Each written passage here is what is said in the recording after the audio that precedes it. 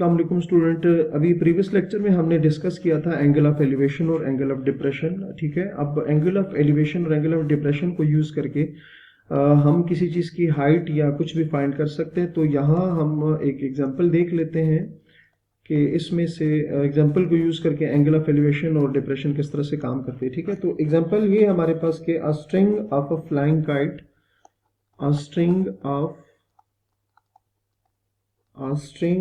of a flying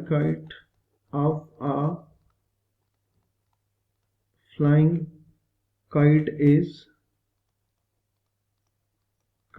is 200 meters long and its angle of elevation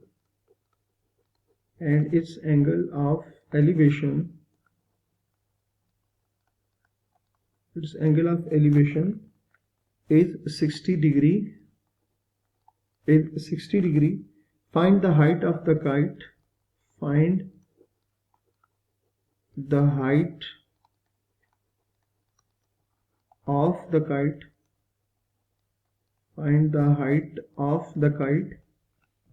above the ground,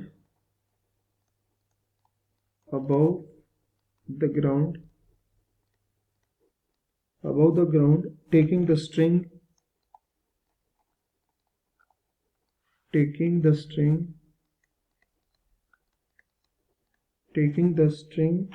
full stretch.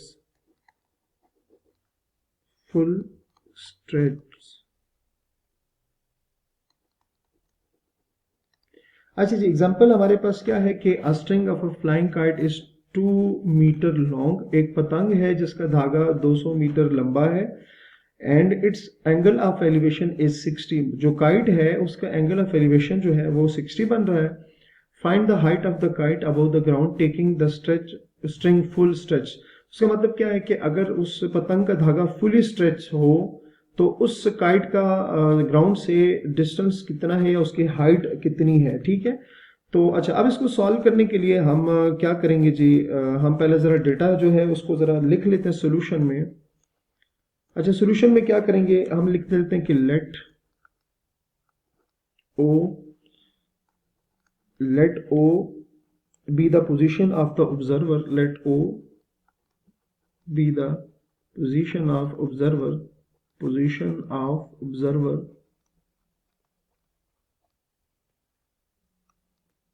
B be the position of the kite. B be the position of kite and OA be the horizontal ray and OA be the horizontal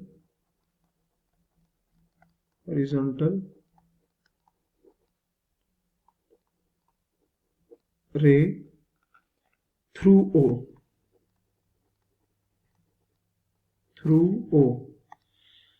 अच्छा जी, हम इसको ज़रा graphically देख लेते हैं कि हमने basically किया क्या है कि हमारे पास लेट से जी ये हमने कहा है कि let O be the position of the observer.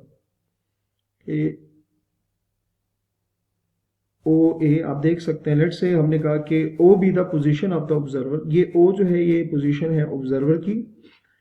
ठीक है, O be the position of the observer, B B the position of kite, और मैं कह देता हूँ कि B जो है ये यहाँ पर लेट से मैं कहता हूँ B है, ये क्या है, ये काइट की पोजीशन है।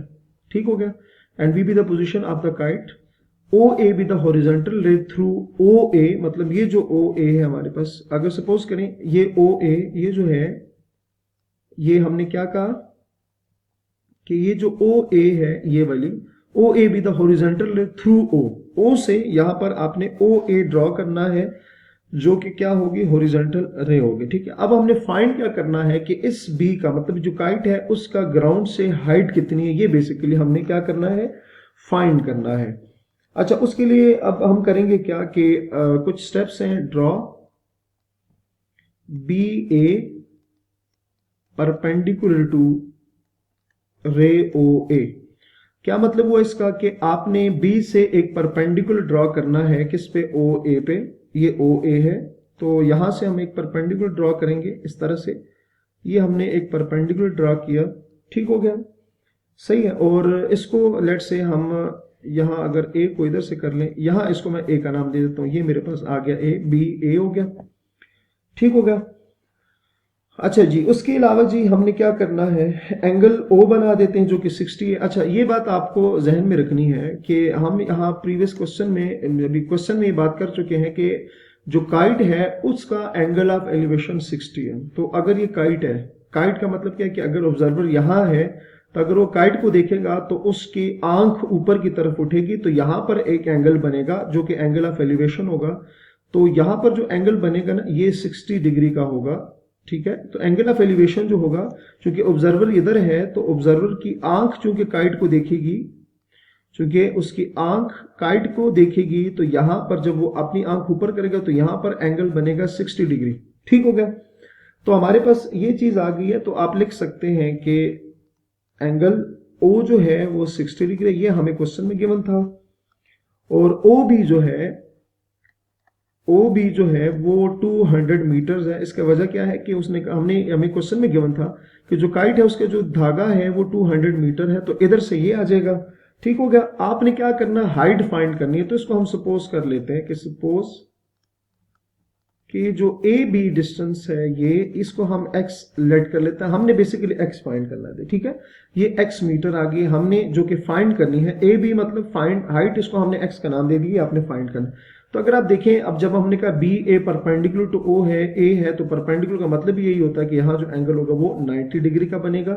तो ये आपने क्या करना है, ये आपने फाइंड करना है। अच्छा, अब इसके अलावा अगर ये 90 है तो ये आपके पास हाइपोटेन्यूज होगा, अगर एंगल ये है तो ये परपेंडिकुलर होगा, और ये आपके पास बेस होगा। तो हमें चूंकि हाइट चाहिए, तो अगर मैं सम पीपल हैव, अगर एंगल इसको कंसिडर करूं तो सम पीपल हैव इजीली मैं फाइंड कर सकता हूं। तो सम पीपल हैव, पीपल का मतलब x है और हैव का मतलब क्या है, 200 मीटर्स है। तो हमारे पास sine 60 multiply by 200 is equals to x। तो साइन 60 की जो वैल्यू होती है ना स्टूडेंट, वो होती है √3/2 और मल्टीप्लाई बाय 200। इसको सिंप्लीफाई करें तो √3 ये आ जाएगा 100। तो इसको अगर मजीद सिंप्लीफाई करें तो x की जो वैल्यू आ जाएगी ना वो 173.2 मीटर्स आ जाएगा, ठीक है। तो हमारे पास जो काइट थी उसकी जो हाइट थी उसको हमने लेट किया हुआ था x के, तो x क्या है 173.2। तो आप देख सकते हैं कि स्टूडेंट हमने क्या किया, एंगल ऑफ एलिवेशन को यूज करके काइट की जो हाइट थी फ्रॉम द ग्राउंड वो अपने फाइंड कर ली। सो अपना बहुत सारा ख्याल रखिएगा। अल्लाह हाफिज।